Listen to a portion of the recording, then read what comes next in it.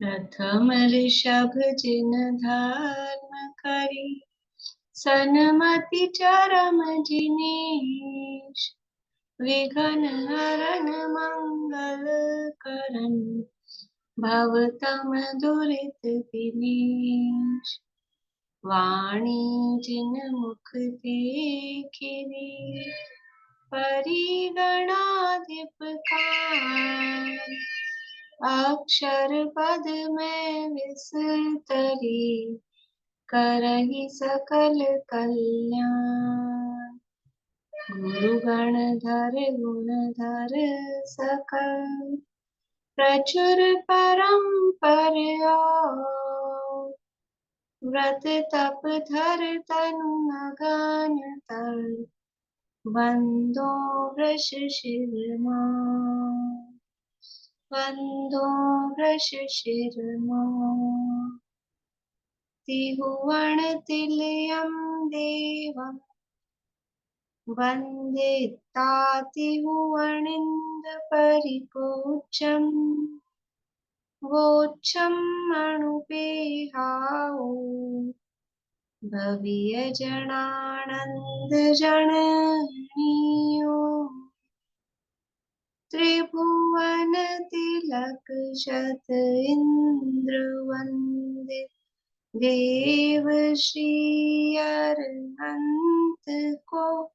कर नमन कहूँ अनुप्रेक्षाएं, भव्य को सुख कर।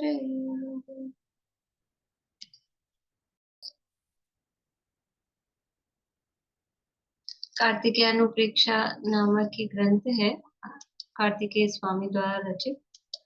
इसके अंतर्गत धर्मानुप्रेक्षा की चर्चा कल से हमने प्रारंभ की है। बोलो पिता। हाँ भाभी, एक दो छोटी छोटी चीजें पूछ रही थी। जो तत्वार्थ है, 7 तत्वार्थ, तो उसमें मतलब अजीव के अलावा बाकी जो 6 हैं उनमें अर्थ जो है वो जीव ही होगा और तत्व उनका भाव होगा, ऐसा है क्या? मतलब अलग अलग भाव की नहीं, कर्मों का आना रुकना। तो अर्थ तो दोनों तरह से है ना। मतलब तत्वार्थ है तो वो भाव स्वरूप ही है, आश्रव बंध संवर निर्जर मोक्ष। वो तो अर्थ तो पदार्थ होता है, तत्व भाव अर्थ होता है। है ना। तो अर्थ इसलिए द्रव्याश्रव भावाश्रव। तो जो जीव से रिलेटेड है उसमें अर्थ जीव है, जो उद्गल से रिलेटेड है उसमें उद्गल है, जो द्रव्य वाले हैं। नहीं मतलब द्रव्य आश्रव यदि होता है कर्मों का आना, तो वो हम्म। कर्मों का आना जो है वो एक तरह से भाव हो गया। आ तो जीव में ही रहे हैं वो, तो अर्थ तो जीव ही होना चाहिए। नहीं नहीं, जीव में आ रहे नहीं, कर्म आ रहे हैं। तो हाँ। अर्थ है जीव, कर्म। कर्म। कर्म यानी पुद्गल। पुद्गल है हम्म। पदार्थ। और वो कर्मों का आना, मतलब अब ये जो उसमें भाव क्या है कि वो जीव के मोहरादेश परिणाम, वो उसका तत्व है। तत्वार्थ कह रहे हैं ना। हम्म। कर्म है, या तो ऐसा कहें कि उसी में दो भेद कर रहे हैं ना अपन। आप लोगों को प्रश्न समझ में आया इसका? प्रश्न समझ में आ गया? प्रश्न ही समझ में नहीं आया तो बोलिए तत्वार्थ है। तो तत्वार्थ में दो शब्द हैं, तत्व और अर्थ। तो तत्व तो है भाव, और अर्थ है पदार्थ। तो जीव और पुद्गल में समझ में आता है। वो जीव और पुद्गल भी अर्थ रूप है। इसको अपन इतना बारीकी में नहीं लेके, मतलब ऐसा कि सारे सातों में तत्व अलग और अर्थ अलग देख के सबको मिला के तत्वार्थ कहा है। तो जो जीव और पुद्गल है वो अर्थ रूप है, और फिर उन्हीं के तत्व रूप या आश्रव बंध संवर निर्जर मोक्ष उसी के अर्थ रूप है, उसी के तत्व रूप है। क्योंकि अकेला अपन जीव में लगाएंगे कि तत्व क्या है और अर्थ क्या है, तो जीव अर्थ तो है ही, अब फिर उसमें तत्व क्या लगाएंगे? जीव का भाव मतलब देखना जानना ये सब। ज्ञान दर्शन रूप। तो फिर हम्म। आश्रव में आश्रव का भाव। तो आश। आश्रव का तत्व क्या है कि आश्रव का तत्व है, समझ लो, मोह राग द्वेष रूप, बंध रूप, हम्म। दुख प्रदान करने रूप, वो आश्रव का तत्व है। उसका भाव हाँ। देखना है ना। तो वो उसका तत्व है। और अर्थ क्या है, तो अर्थ फिर वो उस आश्रव यानी अ, जीव के मोहराग्देश परिणाम, वो भी अर्थ है, और जो कर्म आ रहे हैं वो भी अर्थ है। द्रव्याश्रव में कर्म अर्थ है, और वो उसका बंधना जीव के साथ, वो उसका भाव है। भावाश्रव में मोहराग्देश भाव, वो अर्थ है, और फिर वो उसका जो तत्व है, मतलब उसका स्वरूप क्या है, कि वो दुख रूप है। आश्रव का स्वरूप बताया ना, समय सार में, दुखा हम्म दुख फलती है, तो ये दुख हम्म रूप है, दुख के कारण है, ये इसका तत्व होगा, वो उसका भाव। जैसा अपन लगाना चाह रहे हैं वो चीज नहीं बनेगी वैसा उसमें। अच्छा, मतलब जैसे जीव मुझे लगा कॉमन है और बाकी मोर आदेश भाव आ रहे हैं या वो रुक रहे हैं, वो उसका भाव हो गया। क्योंकि वो सातों ही तत्वार्थ है ना, तो फिर हम्म उसी उसी में तत्व और उसी में अर्थ, तो उसी को हम्म अर्थ रूप देखो, और उसी अर्थ का तत्व देखो। उसका तत्व मतलब उसका भाव क्या है। जैसे मोक्ष है, तो हम्म मोक्ष का तत्व क्या है, वो पूर्ण सुखपना, वो उसका तत्व है। और फिर द्रव्य मोक्ष में वो कर्मों का अभाव होना रूप, वो उसका अर्थ है। और भाव मोक्ष में वो जीव की विशुद्धि रूप, वो उसका अर्थ है। और उसका तत्व ये है कि वो अम, पूर्ण सुख की प्राप्ति कराए। सुख रूप मतलब जैसे जीव का तत्व जानना देखना, वो उसका भाव है। अजीव का कि स्पर्श आदि रूप से यहाँ उद्गल को ले रहे हैं, या फिर चेतनता से रहे, वो उसका भाव है। तो ऐसे ही इनके आश्रव बंध संवर निर्जरा मोक्ष, इनके भी उसी रूप में तत्व देखना। ठीक है। और एक जो अपन नौकषाय देखते हैं, स्त्रीलिंग पुरुषलिंग, तो जैसे पुरुष में जो स्वभाव है कि उसका स्त्री के प्रति आकर्षण, वो तो हो गया नौकषाय। और यदि पुरुष के अंदर मतलब कोई काम वासना है या कुशील भाव है, काम भाव है, वो लोभ कषाय में आएगा, वो तो नौकषाय नहीं होगी। काम भाव तो वही हुआ ना, मतलब इस काम भाव का मतलब स्त्री के प्रति का ही तो हुआ वो आकर्षण मतलब, तो वो आकर्षण। मतलब या कुशील भाव आ रहा है या काम वासना हो रही है, तो वो तो बहुत ज्यादा बड़ी कषाय हो गई ना एक। बड़ी हो गई, लेकिन वो उसमें पुरुष वेद का उदय भी, और क्योंकि उसकी इच्छा है। देखो लोभ वाली तो चलती रहती है, तो हम्म उसकी इच्छा है। और ऐसा नहीं है कि लोभ का उदय होगा तो वेद का उदय नहीं होगा, ऐसा नहीं है। लोभ के उदय के साथ वेद का उदय भी रहेगा। चार कषायों में से एक कषाय का उदय, क्रोध हम्म मान माया लोभ में से, है ना। और वो जिसके अनंतानुबंधी है, तो चारों का, मतलब चार प्रकार के क्रोध का, चार प्रकार के मान का, पर एक टाइम में क्रोध मान माया लोभ में से एक का उदय होगा। तो लोभ का उदय है, तो चारों प्रकार के लोभ का उदय है, तो ये लोभ हुआ। फिर हास्य रति में से हास्य रति या अरति शोक में से मतलब ये दो के जोड़े हैं, तो किन्हीं दो का उदय होगा, या तो हास्य रति का उदय होगा या अरति शोक का उदय होगा। फिर तीन वेद में से किसी एक का उदय होगा, मतलब ये उदय की उदय स्थान इसको कहते हैं, दर्शन मोहिनी के उदय स्थान। तो इनका उदय तो होगा ही होगा। और ये हो गया, तो तीन वेद में से एक का उदय होगा ही, वो चलेगा ही। तो लोभ के उदय के साथ में पुरुष वेद का उदय चल रहा है, तो वो दोनों होंगे। और अच्छा। फिर क्या बचा, भय जुगुप्सा। तो भय जुगुप्सा ऑप्शनल है, दोनों का उदय भी हो सकता है, दोनों का उदय नहीं भी हो सकता है, किसी एक का उदय, अकेला भय का उदय हो सकता है, या अकेला जुगुप्सा का उदय हो सकता है। इस तरह से मिथ्यात्व गुण स्थान में दर्शन मोहिनी के मतलब एक मिथ्यात्व का उदय, चार कषायों का, अनंतानुबंधी आदि मिला के चार, पांच हुए। फिर हास्य आदि में से दो, सात, एक वेद, आठ। और भय जुगुप्सा में से एक का भी नहीं हो तो आठ का रहेगा, एक का होगा तो नौ का रहेगा, और दोनों का होगा तो 10 का। ऐसे आठ, नौ या 10 का उदय स्थान, मतलब इतनी प्रकृतियों का उदय एट ए टाइम पे होता है। ठीक है। और एक ये जिनवाणी स्तुति में ये जो आता है, अचौर्य धारें पर प्रीति त्यागें, तो ये मतलब ऐसे जनरल में दिया है, क्योंकि अचौर्य का प्रीति से ऐसे तो कोई रिलेशन नहीं बैठ रहा कि अचौर्य धारें पर प्रीति त्यागें, तो ऐसे कोई रिलेटेड नहीं है ना आपस में। पर प्रीति त्यागी, उसके आगे क्या है। महाक्लेशकारी है आरंभ परिग्रह। तो ये अचौर्य धार्य तो चोरी का त्याग आ गया। पर प्रीति हाँ, तो कुशील के त्याग की बात कर रहे हैं ना। और फिर ब्रह्मचर्य परिग्रह के वो आगे वाली में परमशील वर्ते रहें, आगे है वो लाइन, परमशील वर्ते। रहे सहज निष्प्रह। हम्म। पर प्रीति त्यागे में दोनों ले सकते हैं अपन।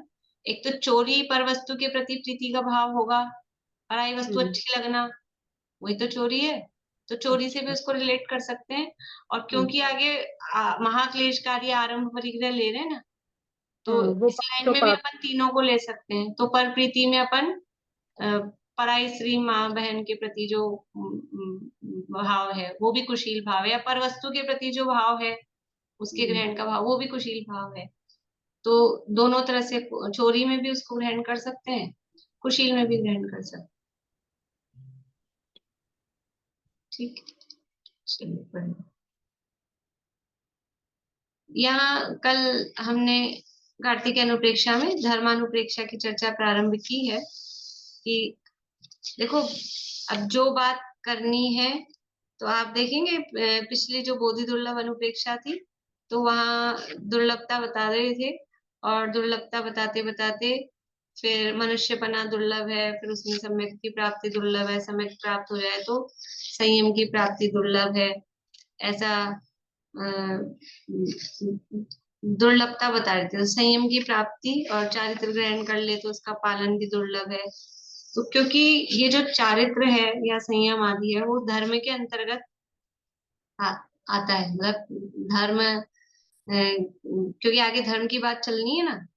तो ये धर्म कि रत्नत्रय धर्म है, अथवा 10 लक्षण धर्म है, अथवा अणुव्रत महाव्रत रूप धर्म है, अथवा गृहस्थ का धर्म है, मुनि का धर्म है, इस लाइन की तरफ उनको आगे बढ़ना है। तो वो वहां उसकी दुर्लभता तक वहां पर वो लेकर आए थे। तो यहाँ धर्मानुप्रेक्षा की चर्चा में सबसे पहले कि सर्वज्ञ देव का स्वरूप यहाँ पर बताया है कि सर्वज्ञ देव कौन है और उनको देव क्यों कह रहे हैं। क्योंकि धर्म है वो दिखाई नहीं देता, और तो चीजें दिखाई देती हैं, तो हम बता सकते हैं ऐसा है। पर अब जो धर्म का स्वरूप कहा जाएगा, कहा जा रहा है, वो देखने में तो आएगा नहीं, आंख से तो दिखेगा नहीं, बाहर नहीं रखा हुआ मिलेगा नहीं। तो ये धर्म का स्वरूप किनने बताया कि जो सर्वज्ञ है। कौन है सर्वज्ञ? कि जो लोकालोक के त्रिकालवर्ती समस्त पदार्थों को, सूक्ष्म से सूक्ष्म पदार्थों को भी उनके गुण पर्याय सहित जो जो जानादि प्रत्यक्षम, जो प्रत्यक्ष जानते हैं, वो सर्वज्ञ कहलाते हैं। वो सर्वज्ञ हैं और वो सब कुछ एक साथ जानते हैं। हमको तो कौन सा ज्ञान है, या हमको तो परोक्ष वस्तु का तो ज्ञान ही नहीं होता है। हमको तो जो अपने इंद्रिय प्रत्यक्ष का ही ज्ञान होता है, जो हमारे सामने टच हो जाए, कि आंख से दिख जाए, कि जीभ के लग जाए, उसी का अपने को ज्ञान होता है। तो फिर उसको प्रमाणिक जो कुछ वस्तुएं ऐसी होती है कि नहीं होती है जो हमारे परोक्ष है, मतलब हमारे इंद्रियों के सामने नहीं है और अलग है, दूर है। वस्तुएं तो हैं, फिर उन वस्तुओं का ज्ञान किसी को होता है कि नहीं होता है। देखो, जो अनुमान का विषय होता है, एक मतलब नियम है ये न्याय का, जो अनुमान का विषय होता है वो किसी ना किसी के प्रत्यक्ष का विषय होता है। जैसे जैसे कि हमने देखा धुआं, ये न्याय शास्त्रों का प्रसिद्ध उदाहरण है। धुआं देखते ही अपने को क्या लगता है? आकाश में कहीं से धुआं दिख रहा है, काला काला उड़ता हुआ, तो क्या लगता है सीधा अपने को? क्या क्लिक होता है? धुआं देखते ही क्या समझ में आता है? कहीं आग लगे। कहीं आग लगी है, धुआं देखते ही समझ में आता है ना। तो वो धुआं आग है क्या? धुआं आग नहीं है। धुआं तो चिन्ह है, आग को पहचानने का चिन्ह कहो, साधन कहो। उससे धुएं से हमने अनुमान लगाया है कि कहीं आग लगी है। ये क्या कहलाता है? अनुमान। इसको बोलते हैं अनुमान ज्ञान। अंदाजा नहीं है। अंदाजा तो ऐसा है कि सही भी हो नहीं भी हो, लेकिन जो अनुमान है वो परफेक्ट होता है। तो कहीं धुआं दिखा है तो कहीं आग लगी है, ये हमने अनुमान लगाया। तो हमारा ये जो ज्ञान है, ये प्रत्यक्ष ज्ञान है कि परोक्ष ज्ञान है? जो धुआं देख के हमको अग्नि का ज्ञान हुआ, ये प्रत्यक्ष ज्ञान है कि परोक्ष ज्ञान है?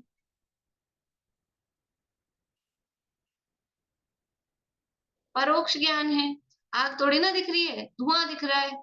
ज्ञान हुआ है अग्नि का, जिसका ज्ञान हुआ है वो दिख रहा होता तो प्रत्यक्ष होता। दिखा तो कुछ और है, ज्ञान कुछ और हुआ है, तो परोक्ष ज्ञान है। तो जो हमको अनुमान का विषय हुआ, तो किसी ना किसी को वो आग प्रत्यक्ष दिख रही होगी कि नहीं? वहां कुछ लोग हो सकते हैं ना आसपास।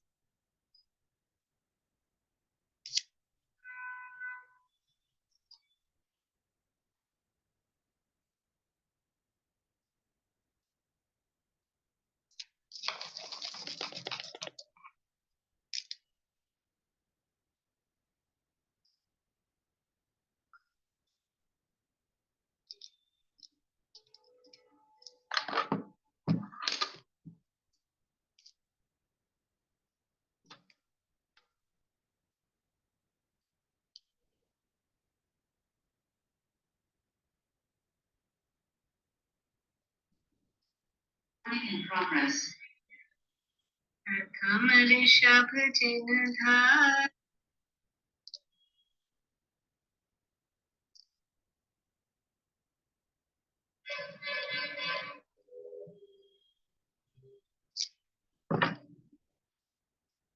Recording in progress.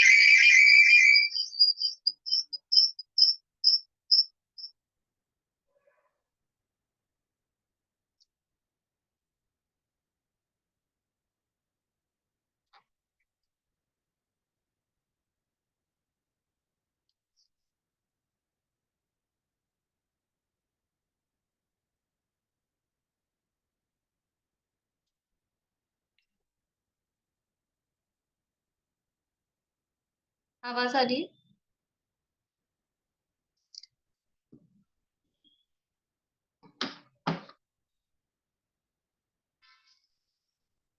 क्या बात चल रही थी?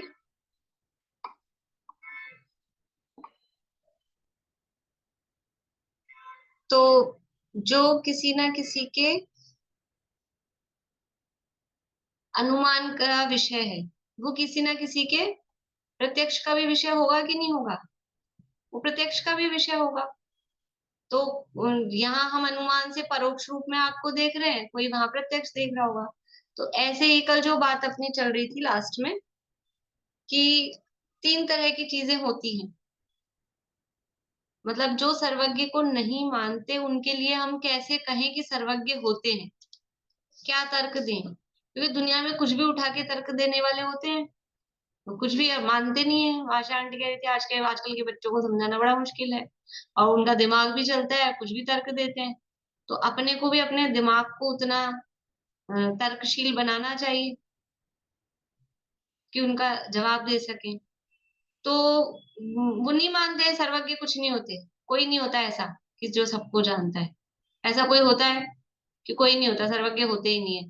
तो एक तो तरीका वो है, वो यहाँ नहीं बताया, लेकिन एक तरीका ऐसा है कि अगर आप कह रहे हो सर्वज्ञ नहीं होते, तो सर्वज्ञ कहते किसे हैं? कि जो सब कुछ जानता हो उसे सर्वज्ञ कहते हैं। तो अच्छा, आप सब कुछ जानकर ये बात कह रहे हो कि सर्वज्ञ नहीं होते, कि बिना जाने कह रहे हो? आपने सब द्रव्य क्षेत्र काल भाव देख लिए, जान लिए क्या? तो आप कह रहे हो कि भी सर्वज्ञ नहीं होते? तो दो जवाब हो सकते हैं, या तो वो कहेगा हाँ मैंने देख लिए, या फिर कहेगा नहीं देखे। तो यदि वो कहेगा नहीं मैंने नहीं देखे, भाई जितना पूरा विश्व है, जितने द्रव्य गुण पर्याय हैं, जो काल है, तीनों काल, वो सब आप देख के आए हो, और आप फिर मना कर रहे हो कि सर्वज्ञ नहीं होते, तो कहेगा नहीं देखे। तो नहीं देखे तो बिना देखे आप कैसे कह सकते हो कि सर्वज्ञ नहीं होते? एक तो ये उसको चुप करने का तरीका है। और दूसरा क्या है, कि यदि वो कहेगा कि मैं देख के आया हूँ, नहीं होते, नहीं मिले कहीं सर्वज्ञ, कि सारे द्रव्य क्षेत्र काल भाव देखा है, कि हाँ देखा है, तो तुम ही सर्वज्ञ हो। जो सारे द्रव्य क्षेत्र काल भाव को देखता जानता है, उसे ही तो सर्वज्ञ कहते हैं। तो तुम सर्वज्ञ हो गए, तो ये तो नहीं कह सकते कि सर्वज्ञ नहीं होते। तो इस तरह से सर्वज्ञ की सत्ता से इनकार नहीं किया जा सकता। ये तो वो तरीका है। अब यहाँ क्या कह रहे हैं, कि पदार्थ होते हैं, कुछ पदार्थ सूक्ष्म होते हैं, कुछ दूरवर्ती होते हैं, कुछ अंतरित होते हैं। तीन बताए थे कल शब्द आपको, सूक्ष्म, अंतरित और दूरवर्ती। सूक्ष्म कैसे हैं? कि जो पदार्थ से ही सूक्ष्म है, जैसे परमाणु आदि है, वो कहलाते हैं सूक्ष्म। जो द्रव्य से सूक्ष्म है वो कहलाते हैं सूक्ष्म पदार्थ। परमाणु इत्यादि हैं वो सूक्ष्म है। तो अपने को दिखता है क्या परमाणु आंख से? अपने को दिखता नहीं, अपने को स्कंद भी सूक्ष्म हो वो नहीं दिखते। लेकिन अपन अनुमान से जानते हैं कि नहीं कि परमाणु होता है? ये अपन जानते हैं कि नहीं अनुमान से?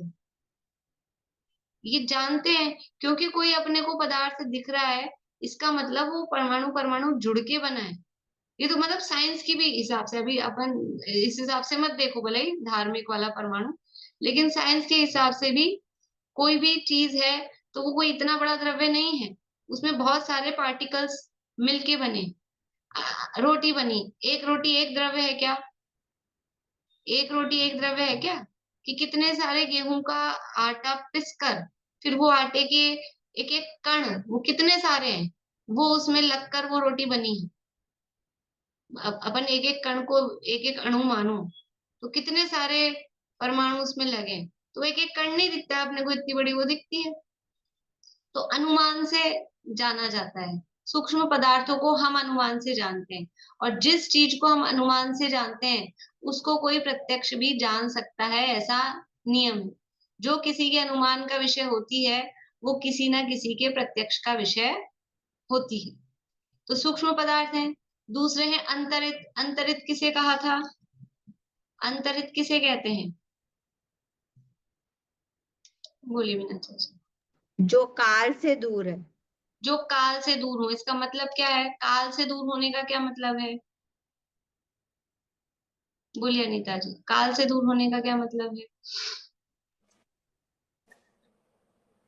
जो प्रेजेंट में नहीं है, मतलब प्रेजेंट में नहीं है मतलब जो जो पहले, अभी नहीं हो रहा है, मतलब हाँ, जो अभी काल अभी में नहीं नहीं, हो। हमारे सामने नहीं हो रहा, पहले हो चुका है, भूतकाल में हो चुका है। ये वो वर्ड कौन सा बोला है आपने? पहला है सूक्ष्म। दूसरा वाला बोला जो अभी पूछ रही थे आप। अंतरित। अंतरित। अंतरित। अंतर, अंतर लिख के रै में छोटी की मात्रा होता है अंतरित। तो जो काल से दूरवर्ती है, हमारे अनुमान का विषय है कि नहीं? चलो रामचंद्र जी का अपन अनुमान लगा पाए नहीं लगा पाए, अपने दादाजी के दादाजी का अपने को अनुमान है कि नहीं है? अनुमान से जानते हैं कि नहीं? कि बल्कि इतना ही नहीं, अपने दादाजी के दादाजी के दादाजी, उनके भी दादाजी, इसका भी अपने को अनुमान है कि नहीं है? वो थे कि नहीं?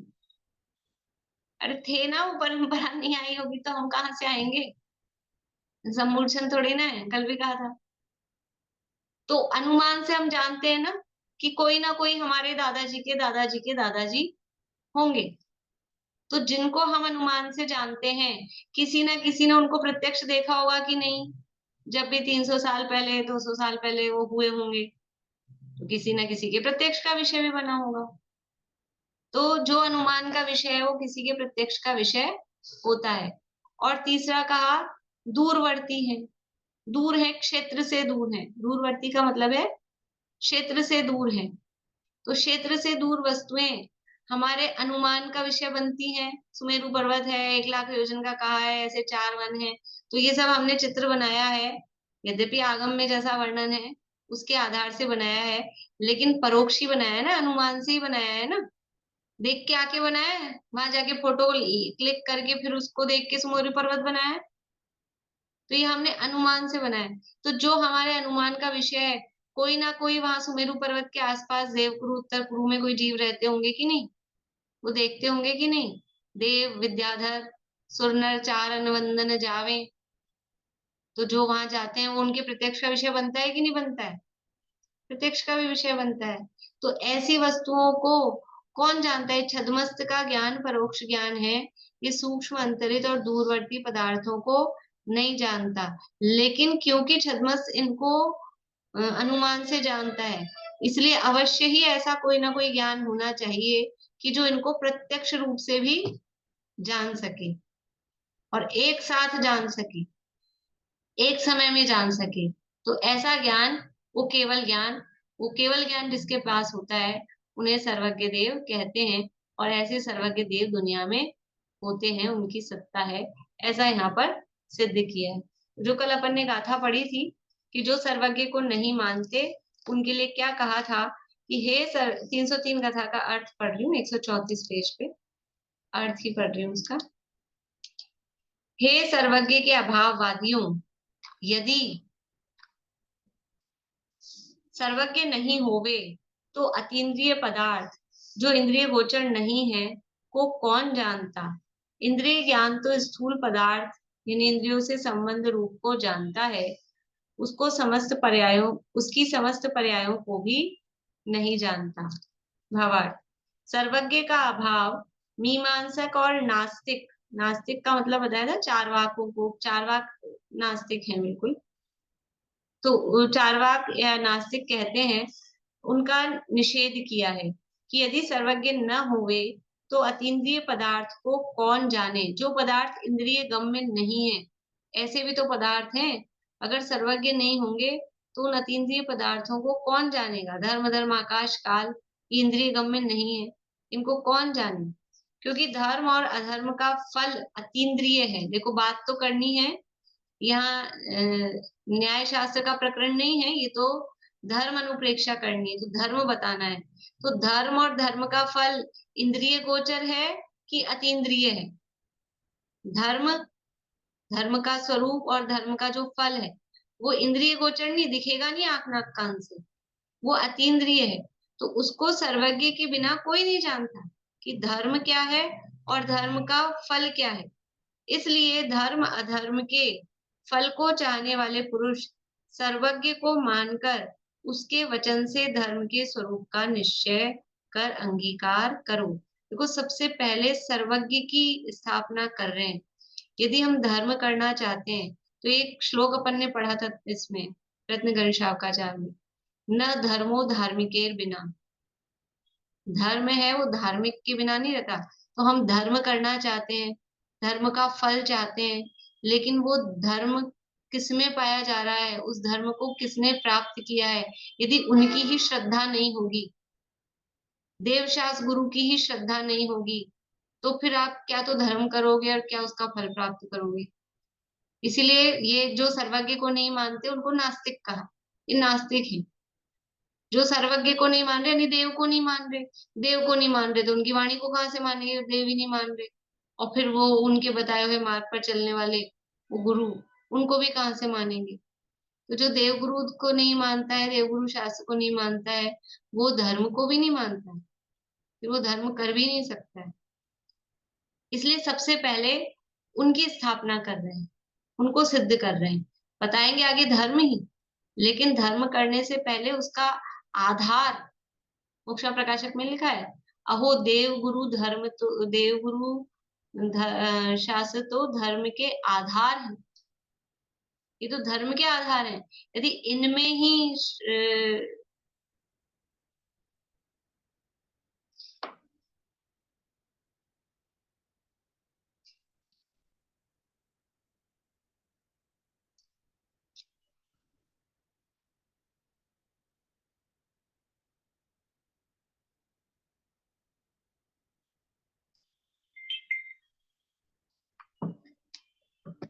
Recording in progress.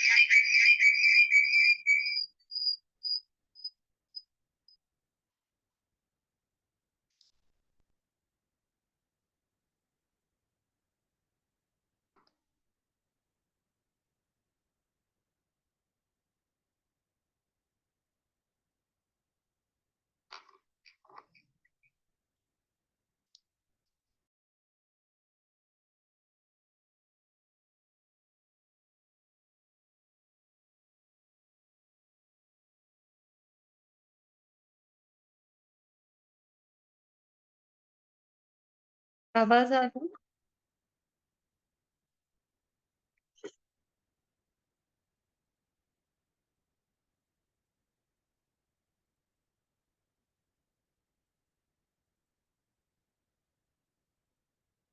बोल रही हूँ।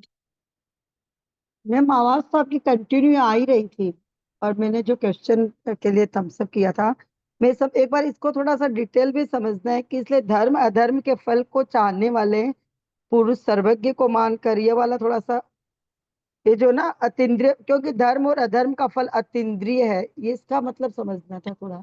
भाई धर्म का स्वरूप वो इंद्रियों को इंद्रिय गोचर है क्या? धर्म जो अभी धर्म का स्वरूप अपन चर्चा करेंगे, आज वही करनी थी कि धर्म किसे कहते हैं। बोलो बताइए आप, तो उसमें अभी पढ़ के आए ना पंडित घनश्यामाचार्य, धर्म किसे कहते हैं? जो सब दुखों से मतलब दूर करके मोक्ष की प्राप्ति कराए, जो सुख की प्राप्ति कराए, वो धर्म है। धर्मम कर्म निवर्हणम संसार दुखतः सत्वान यो धरति उत्तमे सुखे। तो कर्मों का अभाव करने वाला है और दुखों से निकालकर मोक्ष में पहुंचाने वाला है। तो लो दिखाओ, दिखाओ कौन सा है धर्म। भाई कोई ऐसा चम्मच है, चाकू है, कोई खुरपा है, यहाँ से निकालेगा, उठाएगा, वहां ले जाके रख देगा, कोई क्या है धर्म? दिखेगा, जो आंख से क्रिया दिखेगा? जो क्रिया क्रिया होती है वो, फिर जो क्रिया होती है वो क्रिया धर्म। धर्म नहीं है, इसीलिए तो क्रिया धर्म नहीं है। क्रिया तो धर्म का प्रदर्शन, वो क्रिया तो धर्म को खाली वो दिखाने वाली है। धर्म क्रिया धर्म नहीं है। क्रिया तो धर्म का रिप्रेजेंटेटिव है, वो उसको केवल प्रदर्शन करने वाला है। क्रिया से मतलब धर्म प्रदर्शन। धर्म का फल भी संसार में नजर आता ही है, और धर्म की क्रिया भी नजर आती है। मतलब चाहे, मतलब वैसे मैं समझना चाह रही हूँ। धर्म का फल जो दिखाई दे रहा है थोड़ा ही है, पर बाकी असली जो धर्म का फल है वो नहीं दिखाई देता है। स्वर्ग नरक कहाँ दिखाई देते हैं? वो सब अनुमान से ऐसे ही जाने जा रहे हैं। यहाँ तो अपने को मनुष्य लोक में तो मनुष्य तिरंजी दिखाई देते हैं। और धर्म का फल जो असली धर्म है, उसका असली फल है मोक्ष, वो भी नहीं दिखाई देता है। और जो सुख है, ध- सच्चा धर्म, रत्नेत्र इत्यादि धर्म, उसका फल जो अतीन्द्रिय सुख है, वो दिखाई देता है क्या? इंद्रिय गोचर नहीं है। दिखाई देने का मतलब हमको जो दिखाई दे रहा है ना, वो इंद्रिय गोचर नहीं है। वो हमको जो दिखाई दे रही है बाहरी वस्तुएं। लेकिन एक्चुअल में धर्म का फल अकेला सामग्री नहीं है। बाहरी शुभ भाव रूप धर्म का भी जो फल है, वो उसको कुछ निराकुलता की प्राप्ति, उस सामग्री में उसको सुख फील हो रहा है कि नहीं हो रहा है, वो धर्म का फल है। तो वो सब इंद्रिय गोचर नहीं है। यहाँ ये कहना चाह रहे हैं कि वो अतीन्द्रिय है, वो इंद्रिय गोचर नहीं है। तो निराकुलता है वो तो जैसे सामने नजर आती ना दूसरों के भी, ये निराकुल है या आकुल है, आकुलता है, ये तो नजर आता ही है ना चीज। कहीं कहीं दिखता है ऐसा, अदरवाइज अंदर की चीजें, अंदर की बातें नहीं पता लगती। बाहर से चेहरे से अच्छा दिखे और अंदर खूब आकुलता हो तो। मोक्ष और स्वर्ग की प्राप्ति जो है वो दृष्टिगोचर नहीं है, ये बात समझ। हाँ, मोक्ष की स्वर्ग की वो दिखाई नहीं देती ना चीजें, इसलिए। बोले अशांति। ये तो जो सदाचार है उसी को लोग धर्म मानते हैं। बाकी जो ऐसे अपनी ऐसी बातें करते हैं वो तो स्पेशल है, कोई मतलब ही नहीं। वो तो बस सदाचारी है, वही धार्मिक है। दूसरों की दया कर रहा है, दूसरों की हेल्प कर रहा है, दूसरों को कर रहा है, वही धार्मिक है। तो वो बाकी धर्म ही और उसको बाकी समझिए। अरे आप वहाँ मंदिर में ऐसा कुछ करो, वो कोई मतलब आप कुछ अपने आप को समझ रहे हो, पढ़ रहे हो, स्वाध्याय कर रहे हो, बोले कुछ नहीं, दूसरों की हेल्प करो, करुणा करो, ये वो है अपने ये धर्म धर्म का स्वरूप नहीं समझते ना, वो केवल दया को ही धर्म तो समझ धर्म रहे की परिभाषा इतनी है कि आप हैं। कितनी किसके लिए क्या कर रहे हो। तो अब वो समझते ही नहीं है तो क्या करें? दुनिया में ऐसा ही चल रहा है। इसी को कहीं कहीं तो जीव दया को धर्म कहते हैं, कहीं केवल मनुष्य को ही प्राणी मान के मनुष्यों की दया करो, और ये तो खाने के लिए बने हैं, मतलब बाकी तो। एक्चुअली मैं तो बताऊँ ना, ये जो अपन इस तरह पढ़ रहे हैं उनको तो एक अलग सा वर्ग ही, मतलब आउट ऑफ लाइन ही है कि सब भी कुछ अलग से लोग हैं। जो हाँ, एक्चुअल नॉर्मल लाइन है वो तो यही है कि सब धर्मात्मा, सदाचारी धर्मात्मा है। वो उतना ही समझते हैं ना, वो उनको इसलिए वो दिख नहीं रहा ना उनको। असली धर्म दिखता नहीं है, असली धर्म का फल भी नहीं दिखता है। स्वर्ग नरक आंख से नहीं दिखता है। बहुत लोग ऐसे मिल जाएंगे, यहीं अस्पतालों में चल जाओ, यहीं नरक है, और जो अच्छी सुख सुविधा में रह रहा है यहीं स्वर्ग है। क्या होता है यही स्वर्ग कह नरक? रहे कहाँ होता है? बताओ। हैं। तो इसलिए कह रहे हैं कि उसका फल अतीन्द्रिय है। जो स्वर्ग नरक ही संसार में है, लेकिन वही नहीं आंखों से दिख रहे हैं। मोक्ष तो कहाँ से दिखेगा? मोक्ष तो कुछ होता है ये मानने को तैयार नहीं होंगे। ये कल्पनाएं हैं कि ऐसा आत्मा होता है और मोक्ष में जाएगा, कि कहाँ दिखाओ आत्मा। हाँ, वही तो बात है। वो करते हैं तो। वही तो चक्कर है। इसलिए ये कह रहे हैं कि थोड़ा सा पहले इसको समझने से पहले, कि जिन्होंने ये मार्ग बताया है और जिन्होंने इसको जाना है और जो उस रूप परिणमित हुए हैं, उनकी थोड़ी सी श्रद्धा विश्वास करना पड़ेगा। उनकी श्रद्धा हो तो आगे की बात आप सुन समझ पाओगे, और श्रद्धा ही नहीं होगी, डॉक्टर की बात कब ध्यान से सुनेंगे? कि थोड़ा विश्वास हो, पहले से ही डॉक्टर के पास अविश्वास के साथ जाएं कि नहीं नहीं नहीं, ये वो तो भी बेकार है। जब बीमार हो, बहुत बीमार हो तो सुनेगा डॉक्टर की बात, नहीं तो वो भी नहीं सुनता कोई। बीमार भी हो और विश्वास भी हो, विश्वास भी एक्चुअली एक बड़े। एक्चुअली विश्वास जब आता है जब आदमी को अपनी बीमारी पता लगे। जो लोग धर्म नहीं समझ रहे उनको अपनी बीमारी हाँ, पता लगे तो वो विश्वास कर ले, वो और उनको वो अपनी समझना बीमारी पता नहीं ऐसी है लगती। भाई, जिंदगी यही है। जो दुख की अवस्था है, इसी में थोड़ा कम ज्यादा हो जाए तो अपने आप को सुखी मानते हैं, इधर का बोझा उधर रख के, तो बोलते हैं यही है सुख, यही है, इसी का नाम सुख है। पहला सुख निरोगी काया, दूसरा सुख घर में हो माया, तीसरा सुख कुलवंता नारी, और फिर चौथा सुख पता आज्ञाकारी। इससे ज्यादा बड़ा सुख क्या होगा? और शरीर बढ़िया चल रहा है तो वही बढ़िया सुख है बस। तो वो यही यही परिभाषाएं चल रही हैं। तो अपना दुख स्वीकार नहीं करता, इसीलिए तो शास्त्रों में संसार शरीर भोगों में संसार का स्वरूप बताया जाता है, शरीर का स्वरूप बताया जाता है, दुख का स्वरूप बताना पड़ता है कि तुम दुखी हो। मोक्षणा प्रकाशक में पहले ये सिद्ध किया है कि तुम दुखी हो, अपने को दुखी मानो। क्योंकि अपने को दुखी नहीं मानेंगे तो सुखी होने का प्रयास ही नहीं करेंगे, उपाय ही नहीं ओहो, करेंगे। ये और बोलते हैं कि ओहो हम दुखी हैं, आप पढ़कर कौन सा सुखी हो गए। ये और कहते थे आप कौन से सुखी हो गए, हम दुखी हैं तो आप भी ऐसे ही हो, आप कौन से सुखी हो गए। ये ऐसा और जवाब मिलता ऐसा है। ही है, हम ठीक है। देखो सब समझेंगे, सब आना सबको इधर ही है, कोई थोड़ा जल्दी कोई थोड़ा बाद में, ऐसा है। तो जो ज्यादा इस तरह के तर्क करे और अपन समझ लो ज्यादा नहीं समाधान दे पाए, तो चुप होना चाहिए कि अभी इनकी नहीं समझने की योग्यता है, जैसा भी है। जितना अपन समझा पाए और फिर जो पात्र दिखे। ये हम ये हम उम्र लोगों की भी तकलीफ है, ऐसा नहीं है कि कोई नया बच्चा। हम उम्र लोग जो है उनकी भी यही बात है। कोई छोटा नहीं, बच्चा है ऐसे नहीं, जो हमारे उम्र के लोग हैं वो भी हाँ, कहते हैं। जिनको नहीं समझना है, थोड़ा देर से समझना है, वो देर से समझेंगे, ऐसा है। अब कभी ना कभी किसी का कोई टर्निंग पॉइंट आता है तो समझ में आ जाता है, कोई ना कोई इस तरह का समझ लो प्रसंग बन जाए तो समझ में आ जाती है बातें। क्योंकि कार्य होने में पांचों समवाय चाहिए, तो अभी उनके उपादान की योग्यता नहीं जागी है, तो उस इसीलिए उनका काल भी नहीं, समझ लो काल अवधि भी नहीं आई है, तो वो निमित्त भार में दूसरे दिख भी रहे हैं तो भी काम नहीं होता है, ऐसा है। चलिए आगे पढ़ते हैं अपन। म्यूट कर लीजिएगा आंटी। इसलिए धर्म अधर्म के फल को चाहने वाले पुरुष सर्वज्ञ को मानकर उसके वचन से धर्म के स्वरूप का निश्चय कर अंगीकार करो। तो धर्म सर्वज्ञ को मानकर फिर उनके वचन से, क्योंकि उस व्यक्ति को की श्रद्धा होगी तो वो जो कह रहा है वो धर्म का स्वरूप, उस धर्म के स्वरूप का आप निश्चय कर पाएंगे। नहीं तो कहने वाले में श्रद्धा नहीं होगी तो फिर हम क्यों माने, हम कैसे माने? तो अभी समस्या यही है ना कि भगवान में श्रद्धा नहीं है। न्यू जनरेशन की तो ये स्थिति है कि क्या होता है, बस वो यही चलता है इसी तरह से कि बस अच्छे से रहो, प्रेम से रहो, प्यार से रहो, और ये करो वो करो, यही धर्म है। सारी दुनिया प्रेम में धर्म बताती है, और एकमात्र ये जिन धर्म ऐसा है जो कहता है ये प्रेम भी हिंसा है। राग आदि की उत्पत्ति हो रही है ना यहाँ तो। अभी तो सर्वज्ञ में श्रद्धा की बात कर रहे हैं क्योंकि अभी आप धर्म में प्रवेश कर रहे हो। फिर कह रहे हैं कि भगवान से भी दृष्टि हटाकर, कि बाहर क्या देखता है, भगवान से भी दृष्टि हटाकर अपने में दृष्टि जोड़ो। भगवान का क्या उपदेश है, मुझे देखते रहो, मेरे भगत बने रहो। कि ये भक्ति छोड़कर असली भक्ति क्या है, कि अपना उपयोग अपनी आत्मा में जुड़ जाए, अपने में लीन हो जाए, तुम भी भगवान बन जाओ। ये वीतरागता धर्म है। सारी दुनिया राग में धर्म बता रही है और यही चल रहा है, लेकिन ये समझ नहीं आता ये राग आग दहे सदा। यदि वीतरागियों से भी राग अगर अधिक हो जाए ना, वो भी कष्टदायी, मतलब लौकिक दुनिया में तो राग अपने को होता है तो वो तो थोड़ा भी विचार करें तो समझ में आता है कि वो कष्टदायी है।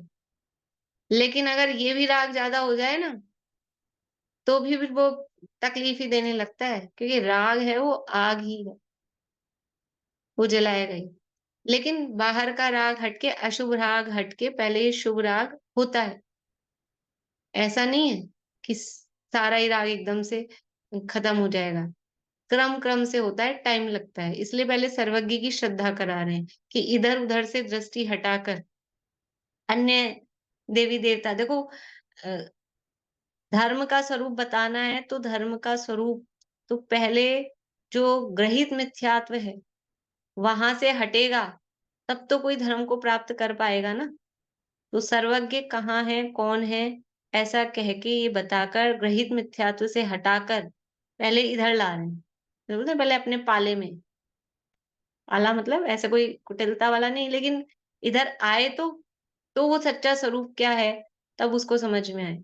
इसलिए सर्वज्ञ के स्वरूप को मानकर, सर्वज्ञ को मानकर और फिर उसके वचन से धर्म के स्वरूप का निश्चय करके अंगीकार करो। देखिए गाथा पढ़ते हैं 304 नंबर की। अ, सुमन जी आप पढ़िएगा, आप अपने आप चालू कर पाएंगे। तेणु वैठो धम्मो तेणु वैठो धम्मो संगासत्ताणतः असंगाणम् संगासन्ताणतः असंगाणम् संगासत्ताण, संतान नहीं है, संगाणम् संगासत् संगा संगसत्ताणतः असंगाणम्। संगसत्ता संगा लिखा है ना। संगा लिखा है, संगाई है, संगाम नहीं है, मतलब संगा संतान नहीं है, सै पे अंग नहीं है।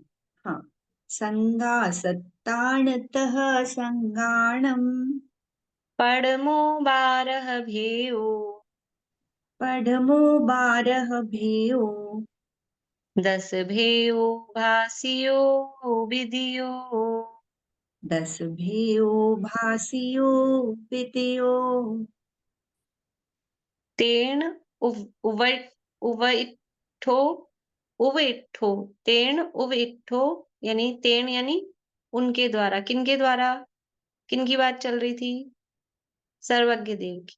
तो सर्वज्ञ देव के द्वारा उवइठो यानी उपदेशित, धम्मो यानी धम्म धर्म, संग असत्तान, संग संग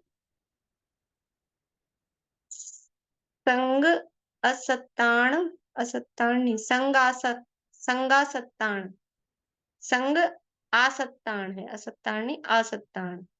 संग में जो आसक्त हैं, संगासत्तान, संग में आसक्त, संगासत्तान।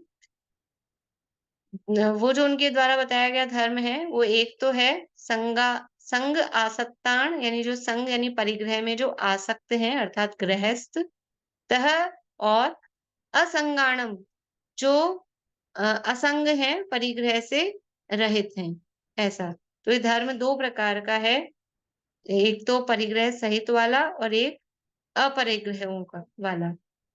पड़मो 12 भेहु, जो पहले वाला बताया संगासत्तान यानी परिग्रह सहित वाला, वो उसके हैं 12 भेद। 10 भेयो भासियो विधियो, विधियो यानी दूसरा, भासियो यानी है या भाषित होता है या कहा गया है। 10 भेयो यानी 10 भेद, दूसरे के 10 भेद कहे गए हैं और जो पहला है उसके 12 भेद कहे गए हैं। अन्वयार से देखिए, उस सर्वज्ञ के द्वारा उपदेश किया हुआ धर्म दो प्रकार का है, पहला संगासक्त अर्थात गृहस्थ का और दूसरा असंग यानी मुनि का। पहला गृहस्थ धर्म तो 12 भेद रूप है और दूसरा मुनि का धर्म 10 भेद रूप है। यानी अब क्या वर्णन चलने वाला है इसमें कि गृहस्थ का धर्म अर्थात देशव्रत की यानी अणुव्रत की और देशव्रत की, गृहस्थ के धर्म की, और दूसरा मुनि धर्म की, ये धर्म के स्वरूप में पूरी चर्चा ये चलने वाली है। तो धर्म किसे कहते हैं, धर्म किसे कहते हैं, विप्रन ने कहा था कि जो कर्म निवर्हणम और संसार दुखतः सत्वान यो धरति उत्तमे सुखे। धर्म का मतलब है जो धरता है, और अलग अलग तरह से व्युत्पत्ति करते हैं, जो जिसे धारण किया जाए, जो धारण करे, जो धरे। तो जो धरे उसे धर्म कहते हैं। तो कहाँ धरे, कि उत्तम स्थान में धरे, और दूसरी तरह से जो धारण किया जाए, कि जिसे धारण किया जा सके, उसका नाम धर्म है। तो कहाँ धरे? कि दुख से निकालकर सुख में धरे, और कर्मों का अभाव, मतलब दुख का, कर्मों का अभाव नहीं, दुख का जिससे अभाव हो, उसका नाम धर्म है। तो जो हमको उत्तम स्थान में रखता है, संसारी प्राणियों को दुख से निकालता है, वास्तव में वो धर्म है। तो अब ये जो दुनिया में जीव दया को और दूसरे की सहायता करने को इसको धर्म कहते हैं, ये क्या है? कि इनसे कर्मों का नाश नहीं होता। इसलिए अकेला अनुकूल सामग्री की प्राप्ति हो जाए जिससे उसका नाम धर्म नहीं है। कर्मों का नाश हो, दूसरों की दया करना ठीक है, संसार अवस्था में दया भाव होना चाहिए, दया को भी धर्म कहा जाता है। लेकिन उससे क्या हो रहा है? कि रहता संसार में ही है, उत्तम मोक्ष स्थान में नहीं पहुंच पाता है। तो वास्तविक धर्म क्या है? तो वो दो प्रकार से यहाँ पर कहा है। एक गृहस्थ का धर्म, तो गृहस्थ के धर्म में किस प्रकार की क्या क्या बातें हैं, वो 12 प्रकार का यहाँ कहा है।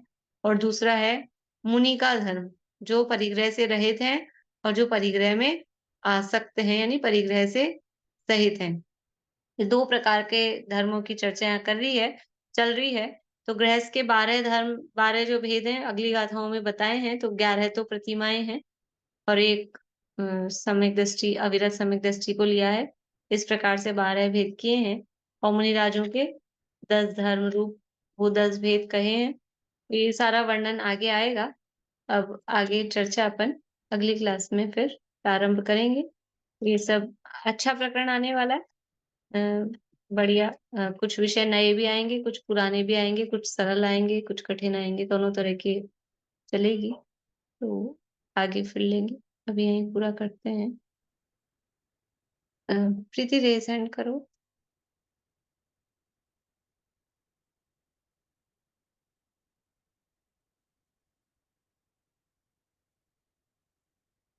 जिनवाणी से पूरी।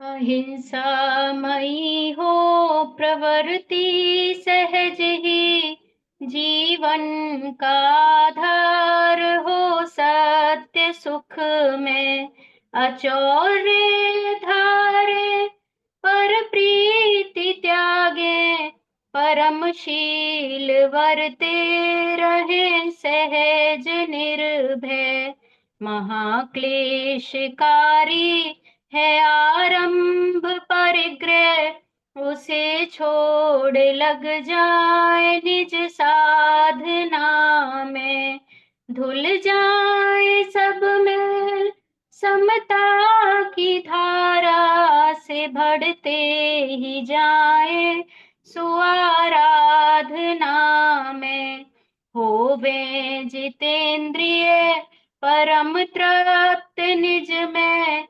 एकाग्रता हो परम मग्नता हो, साक्षात साधन मुक्ति का सुख में, निर्दोष चारित जयवंत वर्ते, सर्वज्ञ शासन जयवंत वर्ते, निर्ग्रंथ शासन जयवंत वर्ते।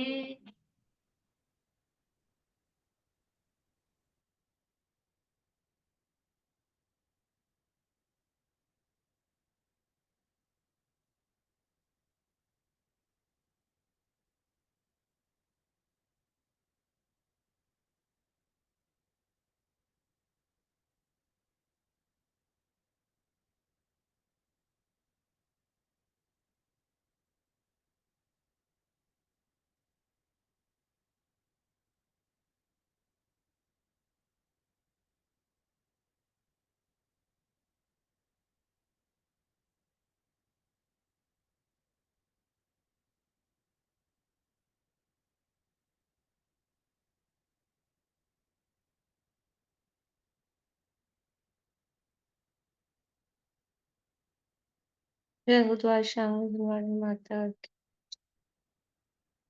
जय श्री सभी को।